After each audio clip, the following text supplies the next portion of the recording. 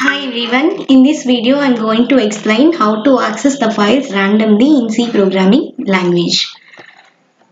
So basically when we deal with the files concept, you are trying to read the contents of your file from the beginning to end of the file by using fgetc or fscanf functions. So whereas you are interested to deal with only a particular part of the file while reading and writing, so it is also possible in C programming language simply using the random access concept in C. So in C it can be achieved by using three random access functions. So that will be of ftell, rewind and fc. So I'll explain these things in brief. So ftell is a function, so it will return the current position of your file pointer.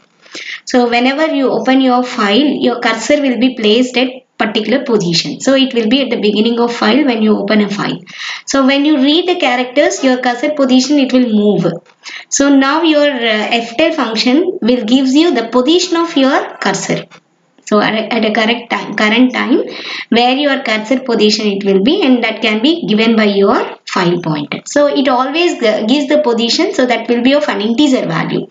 So now this is a usage of your ftell function. Simply we can declare one integer variable and we can assign this function to that. So ftell of file pointer, because here we are passing the parameter as file pointer. The file is the beginning of your file. It can be held by your file pointer only. So ftell is used for counting the number of characters which are entered into a file, because your file pointer is always pointing to the current position of your file for getting the character, right, from keyboard or it taken from any other files. So always it will make the count of, means the number of characters as on it read or as on it write. So because of that reason, by using this ftell function, you can count the number of characters which is already entered into your file. So now the next function is a rewind function, so which will keep your file pointer to the beginning of your file position. So simply we can use the rewind function like this. Rewind of, simply we can provide your file pointer. So now this file pointer can hold the particular file. So in that file, wherever the position of your cursor, and it will make it as, or it will reset your cursor position to the beginning. So that is the function of this rewind. So whereas fseek function, which is used to make your file pointer, it points to a particular location in your file. Suppose you want to move your cursor to the 20th position in your file.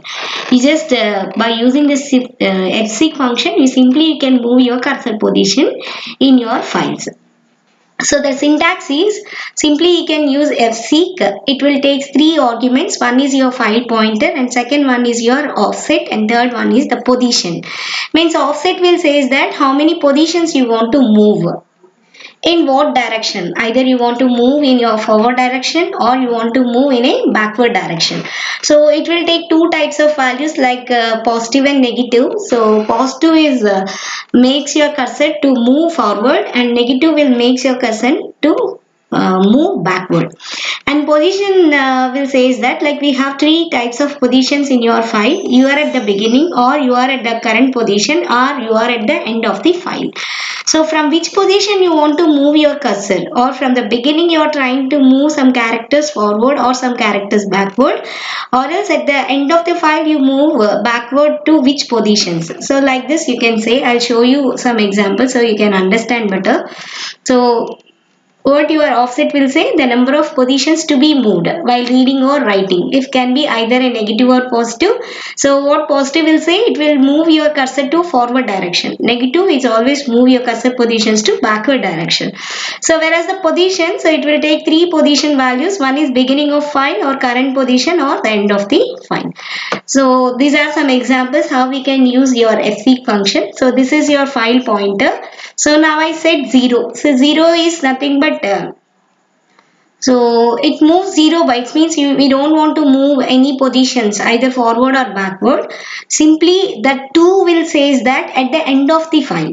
See, I already given the third thing will be given as your position value. So 0 is for beginning of file, and 2 is for 1 is for the current position, and 2 is for the end of the file.